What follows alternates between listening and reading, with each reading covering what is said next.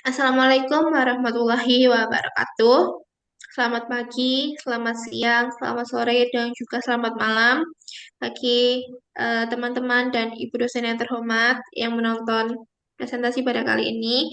Kami dari kelompok 3 ingin mempresentasikan materi pada pertemuan kali ini, yaitu akuntansi pemerintahan desa yang beranggotakan saya sendiri, Nadia Saraswati, dengan NPM terakhir 4177 dan juga rekan saya. Saya Afi Mulyana Hari dengan NPM terakhir 4185. Dan saya Muhammad Faid Mubarak, NPM terakhir 4169. Eh, lalu lanjut saja ke materi yang akan disampaikan oleh teman saya. Ya, yang pertama yaitu pengertian pemerintahan desa.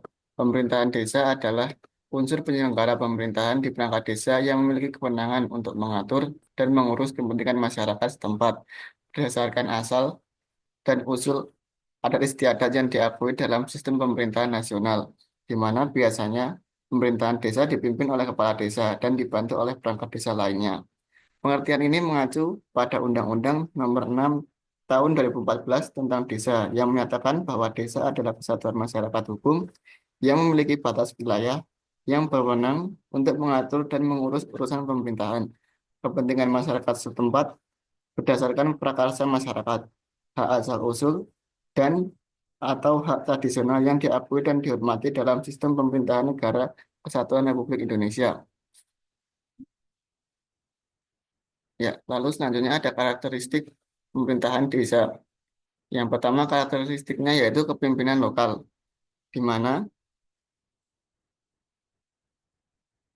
yang pertama yaitu ada kepemimpinan lokal, di mana di sini pemerintahan desa dipimpin oleh kepala desa yang merupakan kepala yang, yang merupakan tokoh pilihan masyarakat melalui pemilihan langsung setiap 6 tahun sekali. Kepala desa memegang peranan utama dalam menjalankan roda pemerintahan, pembangunan, dan pelayanan publik di desa. Ciri khasnya sendiri yaitu kepala desa bertanggung jawab kepada masyarakat melalui BPD atau Badan Pemusyawaratan Desa. Yang kedua ada otonomi desa, yaitu desa memiliki hak asal-usul dan kewenangan lokal berskala desa yang memungkinkan desa untuk mengatur urusannya sendiri. Otonomi ini memberikan ruang untuk menentukan prioritas pembangunan dan pelayanan sesuai kebutuhan masyarakat setempat, di mana ciri khasnya dapat membuat peraturan desa atau perdes, lalu bisa membentuk lembaga kemasyarakatan dan BUMDes atau badan usaha milik desa. Yang selanjutnya nomor 3 yaitu berbasis kearifan lokal, di mana pemerintah desa menjalankan tugas-tugasnya dengan mempertimbangkan nilai-nilai lokal, seperti adat istiadat, budaya, dan norma sosial. Ciri khasnya yaitu mengakui dan menghormati hukum adat selama tidak bertentangan dengan peraturan perundang-undangan nasional. Lalu yang keempat, stu- lalu yang keempat ada dekat dengan masyarakat, di mana karena berskala kecil dan langsung berinteraksi dengan warga sehari-hari, pemerintah desa memahami kebutuhan masyarakat secara lebih cepat dan personal, di mana ciri khasnya pengambilan keputusan berbasis musyawarah desa. Lalu ada pelayanan publik dilakukan langsung dan seringkali tanpa birokrasi yang panjang.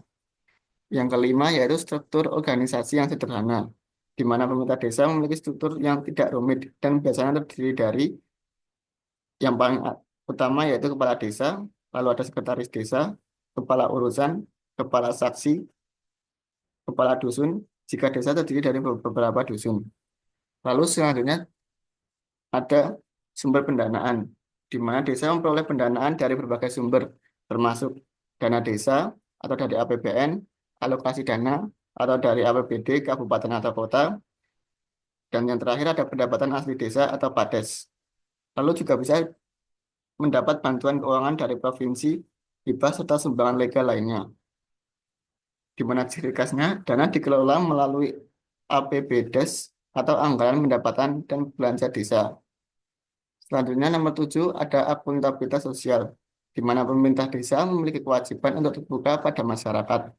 Laporan penggunaan dana dan capaian kinerja disampaikan dalam forum terbuka, seperti musyawarah desa.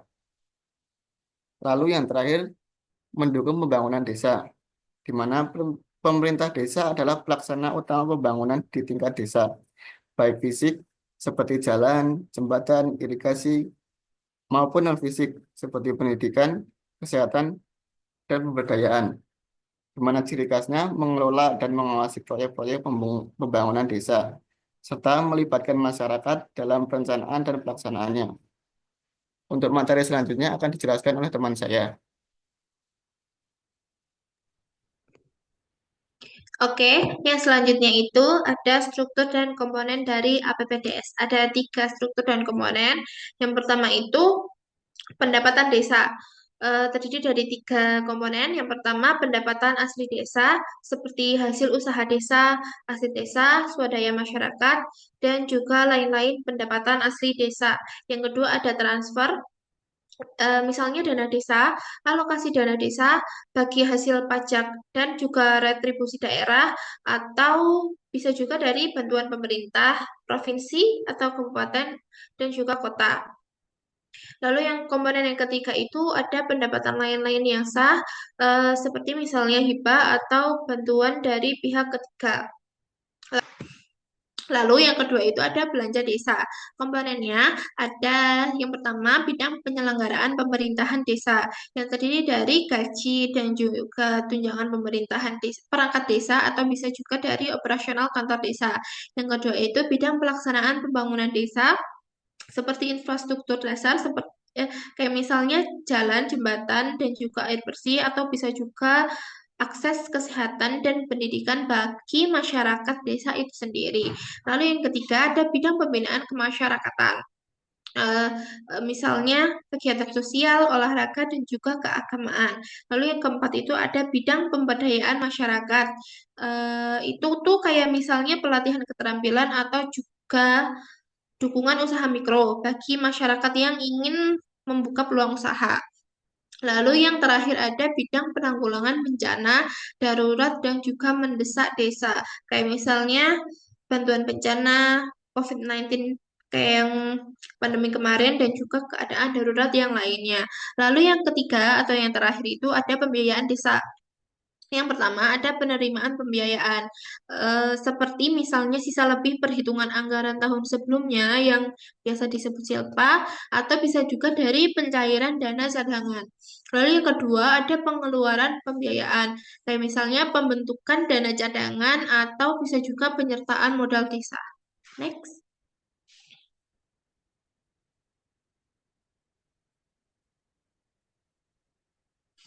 Lalu selanjutnya ada prinsip akuntansi desa. Yang pertama itu transparansi, di mana informasi keuangan dari desa ini harus mudah diakses dan mudah dipahami oleh masyarakat.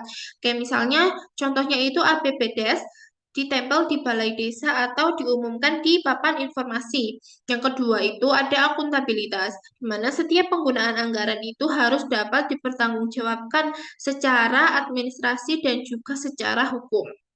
Lalu yang ketiga ada konsistensi, di mana penerapan metode pencatatan dan pelaporan ini harus tetap dari waktu ke waktu agar bisa dibandingkan antar periode.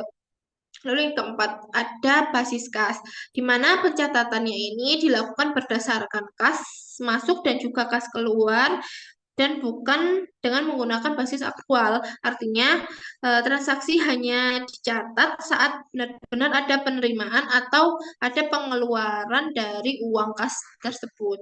Lalu yang kelima itu ada realistis dan juga berimbang, di mana pendapatan dan belanja ini harus direncanakan secara realistis sesuai dengan kemampuan dari desa itu sendiri.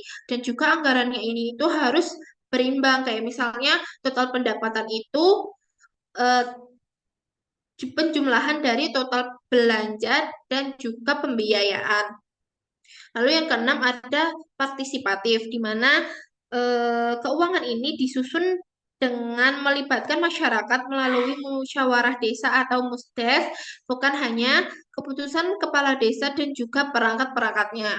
Yang terakhir atau yang ketujuh itu ada tertib dan administrasi umum, di mana semua pencatatannya ini harus sesuai dengan prosedur yang berlaku dan juga taat dengan hukum. Selanjutnya akan disampaikan oleh rekan saya.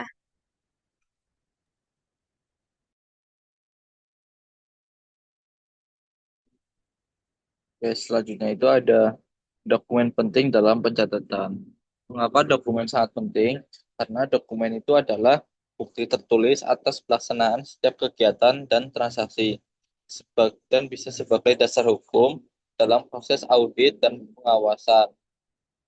Dokumen ini juga membantu memastikan kesesuaian antara perencanaan dan realisasi anggaran, dan menjaga akuntabilitas publik dalam penggunaan dana yang bersumber dari rakyat dan negara.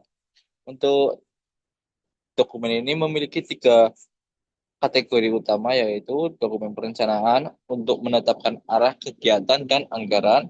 Yang kedua, dokumen pelaksanaan untuk menjalankan dan pencairan dana. Dan yang ketiga, dokumen penatausahaan untuk menyusun laporan keuangan yang bisa diaudit. Untuk dokumen perencanaan memiliki tiga dokumen, yaitu RPJMDes atau Rencana Pembangunan Jangka Menengah Desa, yang isinya rencana strategis desa selama 6 tahun, berisi visi dan prioritas pembangunan. Yang kedua, RKPDes, Rencana Kerja Pemerintah Desa, yaitu rencana tahunan sebagai turunan RPJMDes.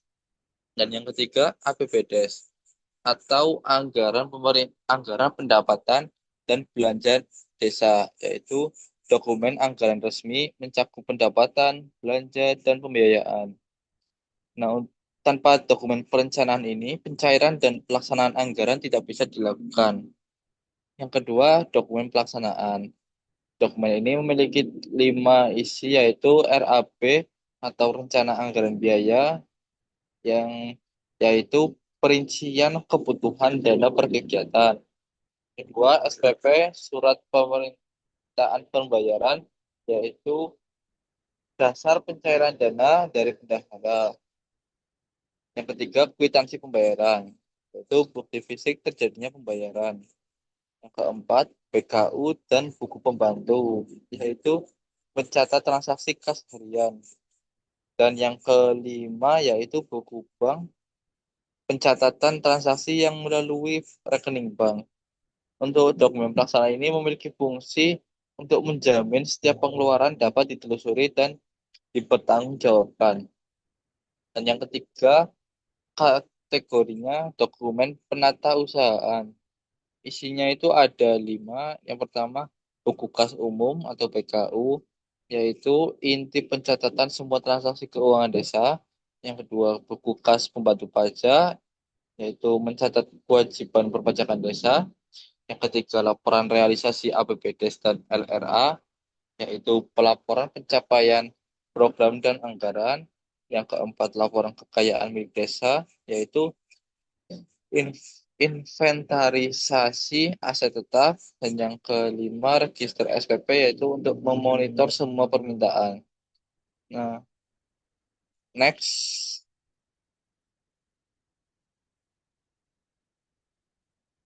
Nah, selanjutnya itu ada sistem akuntansi desa atau SADE.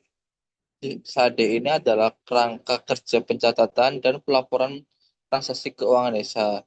SADE ini menjamin semua proses keuangan dari perencanaan hingga pertanggungjawaban terintegrasi dan terdokumentasi dengan baik. SADE ini wajib digunakan untuk memastikan pengelolaan keuangan desa itu sesuai dengan standar nasional. Nah, untuk tujuan dan manfaat SADE itu untuk meningkatkan akuntabilitas dan transparansi, mendukung tertib administrasi dan pelaporan, dan memudahkan pemeriksaan dan pengawasan.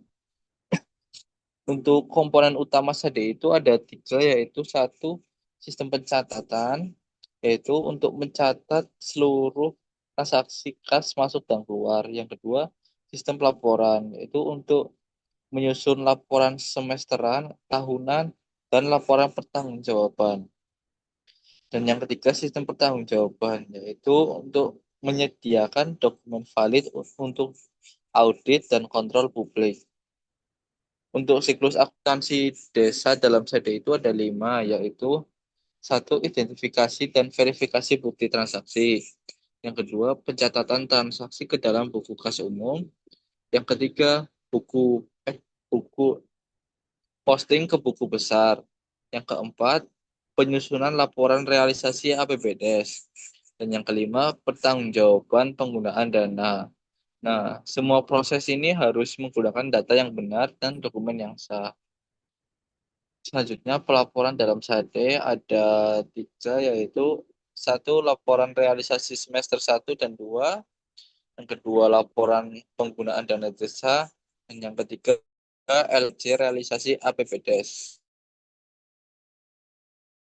Terus, digitalisasi dengan aplikasi Siskeudes itu, sistem keuangan desa biasanya, Siskeudes ini adalah platform resmi dari Kemendagri dan BPKB yang memfasilitasi pencatatan, pelaporan, dan pengelolaan anggaran secara digital pada desa. Nah, untuk keunggulannya ini tuh terstandarisasi secara nasional, aman dan terintegrasi, dan mempermudah audit dan pengawasan. Oke, next. Oke, mungkin itu saja presentasi dari kami. Apabila ada kesalahan, kami mohon maaf. Dan apabila ada teman-teman yang ingin bertanya, silakan chat di kolom komentar. Baik, terima kasih. Wassalamualaikum warahmatullahi wabarakatuh.